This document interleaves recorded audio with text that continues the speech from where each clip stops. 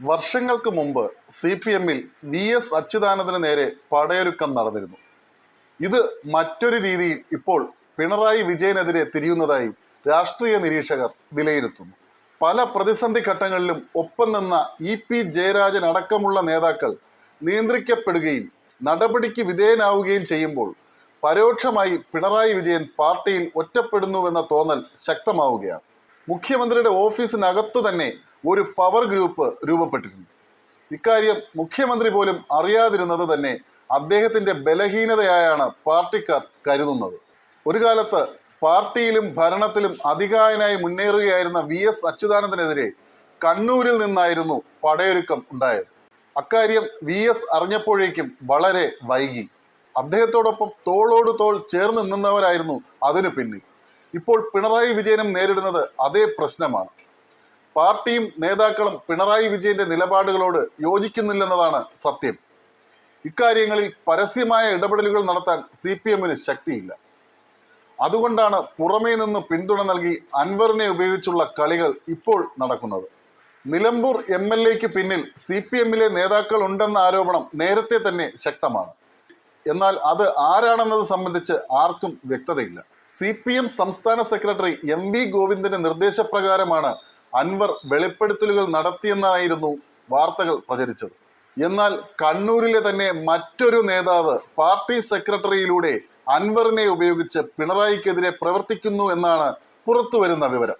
മുഖ്യമന്ത്രി എന്ന നിലയിൽ പിണറായി വിജയന്റെ ചില നിലപാടുകളോട് പാർട്ടി പ്രവർത്തകർക്കിടയിൽ തന്നെ അഭിപ്രായ വ്യത്യാസമുണ്ട്. BJP-ക്ക് വേണ്ടി പിണറായി വിജയൻ പാലം വലിക്കുന്നുവെന്ന തരത്തിലും പാർട്ടി പ്രവർത്തകർക്കിടയിൽ സംസാരമുണ്ട്. അതിനുദാഹരണമായി പല കാര്യങ്ങളും അവർ ചൂണ്ടിക്കാട്ടുന്നുമുണ്ട്. ഇക്കാര്യത്തിലുള്ള അമർഷം പാർട്ടി സെക്രട്ടറിയെ അറിയിച്ചെങ്കിലും അതൊന്നും പിണറായിയോട് നേരിട്ട് പറയാനുള്ള ധൈര്യം അദ്ദേഹത്തിനും ഉണ്ടായില്ല. മുഖ്യമന്ത്രിയാണ് പാർട്ടി എന്ന തരത്തിലാണ് പ്രവർത്തനങ്ങളെന്ന് പാർട്ടി പ്രവർത്തകർക്കിടയിൽ സംസാരവുമുണ്ട്. മുഖ്യമന്ത്രി തീരുമാനിക്കും, പാർട്ടി സെക്രട്ടറി പ്രഖ്യാപിക്കും എന്ന രീതിയിലേക്ക് കാര്യങ്ങൾ എത്തിയെന്ന് നേതാക്കൾക്കിടയിൽ തന്നെ ചിലർ പറയുന്നുണ്ട്. ഇതെല്ലാം നേതാക്കൾക്കിടയിൽ കടുത്ത അമർഷവും ഉണ്ടാക്കിയിട്ടുണ്ട്. അതിന്റെ പരിണിത ഫലമാണ് ഇപ്പോഴത്തെ ആരോപണങ്ങൾക്കും വെളിപ്പെടുത്തലുകൾക്കും പിന്നിലെന്നാണ് രാഷ്ട്രീയ നിരീക്ഷകർ പറയുന്നത്. സ്വർണ്ണക്കടത്ത് കേസിൽ സ്വപ്ന സുരേഷുമായി ഇടപെട്ടതും ADGP അജിത് കുമാർ ആണെന്ന വാർത്തകൾ പുറത്തു വരുന്നുണ്ട്.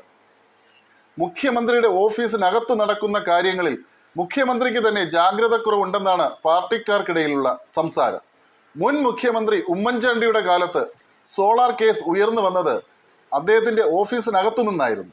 അന്ന് മുഖ്യമന്ത്രി ഉമ്മൻചാണ്ടിയുടെ ഓഫീസിനെതിരെ ഇടതുപക്ഷം ശക്തമായ ആരോപണങ്ങളും സമരങ്ങളും നടത്തിയിരുന്നു.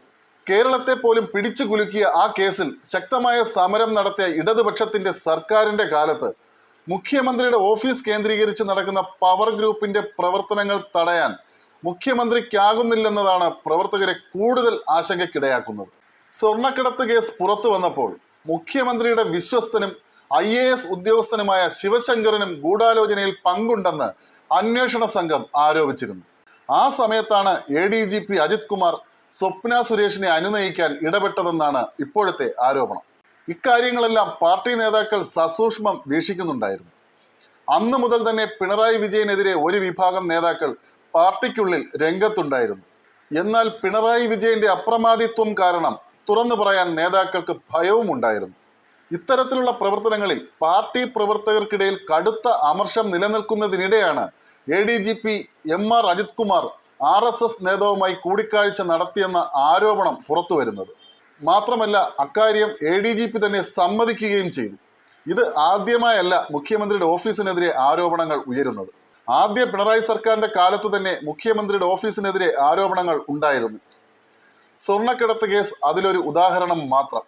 രണ്ടാമതും പിണറായി സർക്കാർ അധികാരത്തിലെത്തിയപ്പോൾ സ്വർണ്ണക്കടത്ത് സംഭവം പ്രവർത്തകർ മറന്നെന്നായിരുന്നു മുഖ്യമന്ത്രിയുടെയും അദ്ദേഹത്തിന്റെ ഓഫീസിലെ ചിലരുടെയും ധാരണ. എന്നാൽ ആദ്യ സംഭവത്തെക്കാളും കൂടുതൽ എതിർവികാരമാണ് മുഖ്യമന്ത്രിക്കെതിരെ ഇപ്പോൾ പാർട്ടി പ്രവർത്തകർക്കിടയിൽ തന്നെ ഉയർന്നു വരുന്നത്. BJP നേതാവ് പ്രകാശ് ജാവദേക്കറുമായുള്ള കൂടിക്കാഴ്ച നടത്തിയതിന്റെ പേരിൽ LDF കൺവീനർ സ്ഥാനത്ത് നിന്നും EP ജയരാജനെ പുറത്താക്കിയിരുന്നു.